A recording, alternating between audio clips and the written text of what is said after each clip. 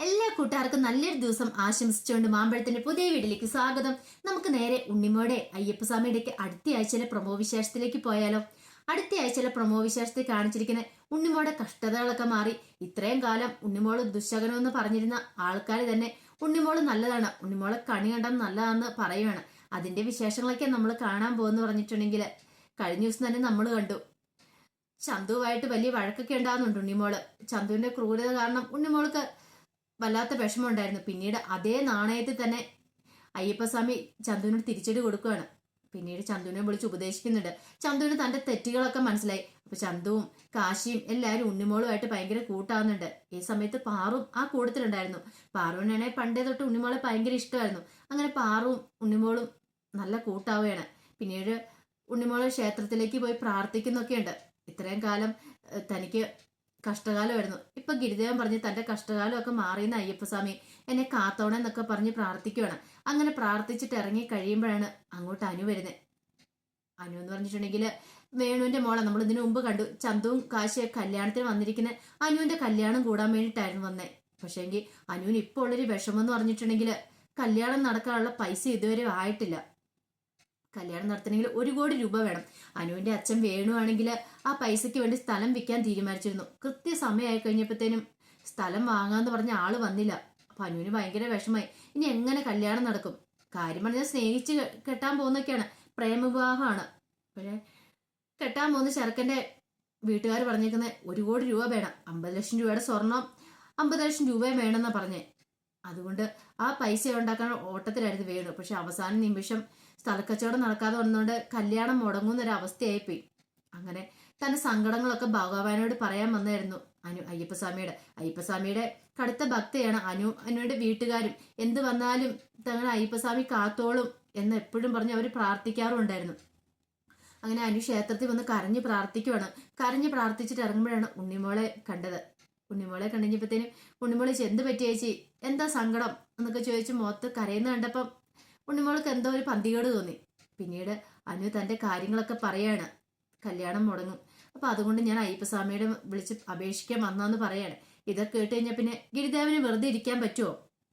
ഗിരിദേവന് അതിനൊരു സൊല്യൂഷൻ കണ്ടെത്തുന്നുണ്ട്. പിന്നീട് ഉണ്ണിമോള് അനുവിന്റെ കൂടെ അനുവിന്റെ വീട്ടിലേക്ക് പോവാണ്. അവിടെയാണ് നമ്മുടെ ചന്തുവും കാശിയൊക്കെ ഉള്ളത്. പക്ഷെ ഉണ്ണിമോൾക്ക് അറിയില്ലായിരുന്നു അവിടെയാണ് ചന്തുവും കാശിയൊക്കെ ഉള്ളതെന്ന്.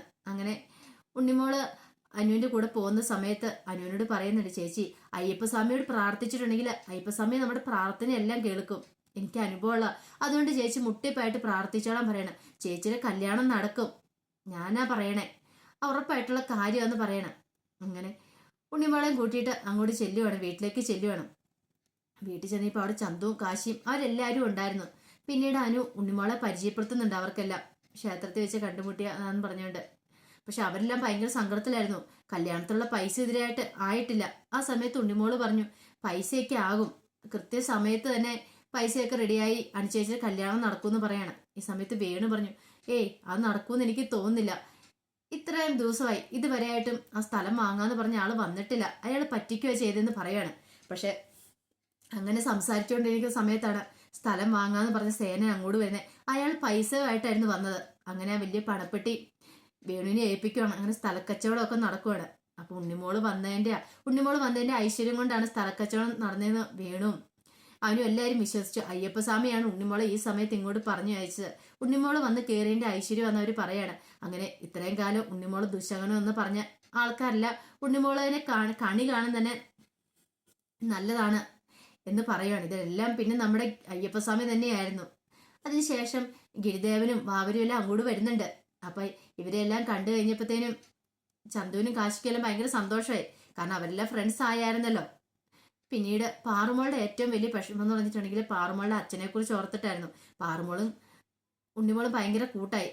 അപ്പൊ ഉണ്ണിമോളോട് പാറുമോൾ തന്റെ വിഷമങ്ങളൊക്കെ പറയുന്നുണ്ട്.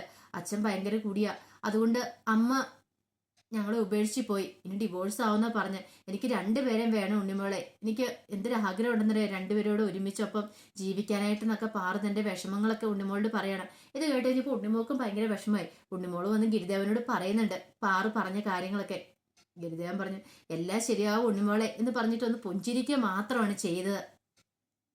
അതിനുശേഷം കല്യാണം ഉണ്ണിമോളെ വിളിക്കുന്ന, ഉണ്ണിമോളെ ഗിരിദേവനെ ഭാവരെ എല്ലാരെയും വിളിക്കുന്നുണ്ട്. കല്യാണത്തിന് തലേദിവസം തന്നെ വരണമെന്നൊക്കെ പറഞ്ഞ കല്യാണം വിളിക്കുന്നേ. അങ്ങനെ കല്യാണത്തിന് തലേന്ന് ഉണ്ണിമോളും ഗിരിദേവനും എല്ലാവരും വന്ന് കല്യാണ തലേന്ന് വന്ന് ആട്ടവും പാട്ടും ഒക്കെ ആയിട്ട് ഭയങ്കര ആടിത്തിമിർക്കുവാണ് എല്ലാവരും കൂടെ. അങ്ങനെ സന്തോഷത്തോടു കൂടിയാണ് എല്ലാവരും പിരിയുന്നത്. പക്ഷെ ആ സന്തോഷം അധിക സമയം നീണ്ടു നിന്നില്ല.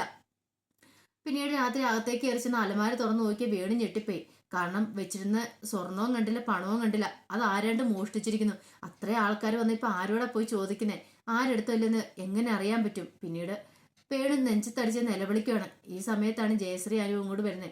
അവരും ഇത് അറിഞ്ഞു കഴിഞ്ഞപ്പോൾ അവർക്കൊരു കാര്യം മനസ്സിലായി. ഇനിയിപ്പോൾ അനുമോളുടെ കല്യാണം നടക്കില്ല. അല്ലെങ്കിൽ ശ്രീധരൊന്നും വാങ്ങിക്കാതെ കിട്ടുന്ന തയ്യാറായിട്ടിരിക്കുന്നവനായിരിക്കണം അവന്. അറേഞ്ച്ഡ് മാരേജ് അല്ല, ലവ് മാരേജ് ആയിട്ട് പോലും ശ്രീധരൻ വേണമെന്ന് പറഞ്ഞിരിക്കുന്നത്. അത് അയാൾക്ക് ഇഷ്ടമുണ്ടായിട്ടില്ല, അയാളുടെ വീട്ടുകാർ നിർബന്ധിക്കുന്നതുകൊണ്ട് മാത്രമാണെന്നാണ് അനുവിന്റെ വാദം എന്ന് പറഞ്ഞിട്ടുണ്ടെങ്കിൽ. പക്ഷെ കല്യാണം മുടങ്ങി കഴിഞ്ഞപ്പോഴത്തേനും ഒരു മരണവീട് പോലെയായി. പിന്നെ എന്ത് ചെയ്യും? ആ കൊണ്ടുപോയ സ്വർണവും പണവും എല്ലാം തിരികെ കിട്ടണം.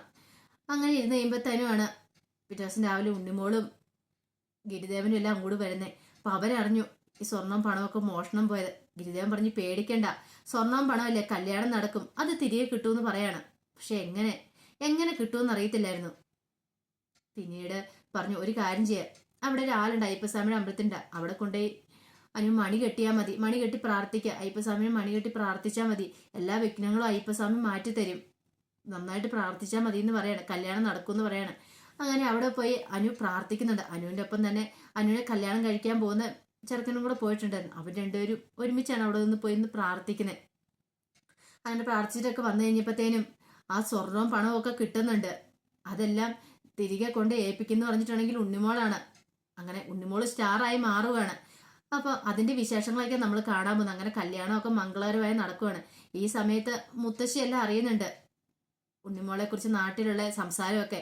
ഇത്രയും കാലം ദുശകരം എന്ന് പറഞ്ഞവരൊക്കെ ഇപ്പൊ ഉണ്ണിമോളെ കണിയിടാൻ നല്ലതാന്ന് പറയണം. ഇതൊക്കെ കേട്ട് കഴിഞ്ഞപ്പോൾ മുത്തശ്ശിക്കും ഭയങ്കര സന്തോഷമാവുന്നുണ്ട്. ജയനും അനുപമയ്ക്കും എനിക്കും ഒക്കെ തങ്ങളുടെ തെറ്റു മനസ്സിലായിരുന്നു. തങ്ങൾ എത്രമാത്രം ക്രൂരതയാണ് ഉണ്ണിമോളോട് കാണിച്ചതെന്നുള്ളത്. പിന്നീട് അവര് അവിടെ അങ്ങോട്ട് വരുവേ ഉണ്ണിമോളെ കടയിലേക്ക് കൊണ്ടുപോകുന്നൊക്കെ ചെയ്യുന്നുണ്ട്. ഇത്രയും കാലം ഉണ്ണിമോള് കടയിൽ ചെന്നിട്ടും ദുശകനമാണ്, കട കച്ചവടം ഒന്നും നടക്കില്ല എന്ന് പറഞ്ഞ് ജയൻ തന്നെ ഉണ്ണിമോളെ വന്ന് കടയിലേക്ക് കൂട്ടിക്കൊണ്ട് പോവാണ്. എന്നിട്ട് അതോടൊപ്പം തന്നെ ഉണ്ണിമോൾക്ക് വേണ്ട സാധനങ്ങളൊക്കെ വാങ്ങിച്ചു കൊടുക്കുന്നൊക്കെ ചെയ്യുന്നുണ്ട്. ഇത്രയും കാലം ഒരു നാരങ്ങാവടയും പോലും മേടിച്ചു കൊടുക്കാത്ത ആൾക്കാരായിരുന്നു ജയനും അനുപമയൊക്കെ. പക്ഷെ ഇപ്പോഴങ്ങനെയല്ല, അവർക്ക് ഉണ്ണിമോളെ ഭയങ്കര കാര്യമായി. അവരുടെ തെറ്റുകളൊക്കെ അവർക്ക് മനസ്സിലാവുകയും ചെയ്തു. അപ്പൊ ഇനിയിപ്പോ ഉണ്ണിമോള് സ്റ്റാർ ആകുന്നതിന്റെ വിശേഷങ്ങളൊക്കെ നമ്മൾ അടുത്ത ആഴ്ച കാണാൻ പോകുന്നു പറഞ്ഞിട്ടുണ്ടെങ്കിൽ ആ വിശേഷങ്ങളൊക്കെ നമുക്ക് എല്ലാവർക്കും കാത്തിരിക്കാം കേട്ടോ. ഒരിക്കൽ കൂടി എല്ലാവർക്കും നല്ലൊരു ദിവസം ആശംസിച്ചു നിർത്തുന്നു. നന്ദി.